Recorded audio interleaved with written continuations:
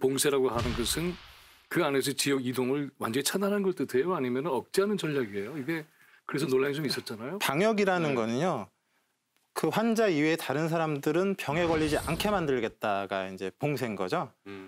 병이 다른 사람 그러니까 모든 이동을 차단하는 방식이 아니고 아니, 그런 게 아니죠. 그러니까 거기에서 오해가 생겼군요. 네. 네. 그러니까 어떤 환자가 있다라 그러면 그 환자로 인해서 지역사회 다른 환자들은 생기지 않게 만들겠다. 이게 이제 봉쇄 전략이에요. 또 하나는 봉쇄 전략이 되지 않는 질환들이 있습니다. 이런 경우는 완화 전략을 해야 됩니다. 완화 전략을 해서 완벽하게 지역사회에 퍼지는 걸 막지는 못하지만 시간을 벌어야 돼요. 그러니까 신종감염병은 진단이 안 되면 결국 모르는 거지 않습니까? 근데 진단이라는 게 그냥 될 수 있는 게 아니라 이런 새로운 바이러스가 생기게 되면 유전자 분석을 해서 거기에 정말로 특징적인 것들을 찾아내가지고 굉장히 이제 복잡한 과정을 통해서 이제 진단을 하게 되는데 진단 그런 기술을 만드는데 시간이 필요합니다. 또 하나는 이 바이러스의 특징을 이제 그 감염병의 특징을 확인을 해서 치료가 어떤 종류의 치료 수준을 어떻게 분배를 해야 될지에 대한 준비가 필요합니다. 그러니까 유행의 속도를 늦추기 위한 완화적인 전략으로서의 이제 방역을 해야 돼요. 지금 코로나19가 그래요.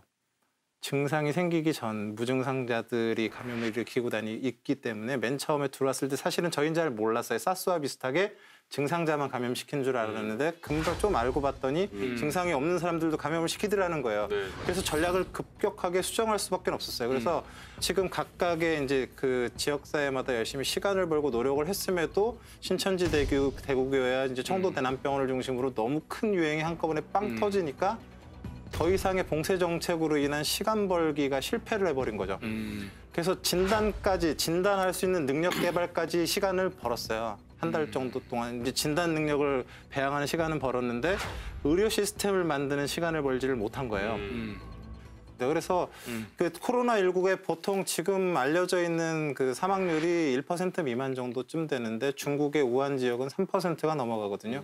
의료 시스템 붕괴로 살 수 있었던 사람들이 다 죽어버리는 이런 상황이 벌어지는 거예요. 그러니까 지금 이 대구의 상황이 결국 우리가 이 상태에서 잘 막지 못하면 전국적으로 다 퍼지게 돼서 서울에서도 똑같이 1000명을 볼 수 있는데 10,000명이 생기는 이런 상황이 벌어지면 안 되는 거잖아요. 그렇죠. 그러니까 지금 정부에서 이 총력을 기울여서 신천지 명단 다 내놓으라고 그래갖고 어떻게든 자가격리를 시켜서 그 감염의 고리를 끊어보려고 노력을 하고 있는 상황이 된 거거든요.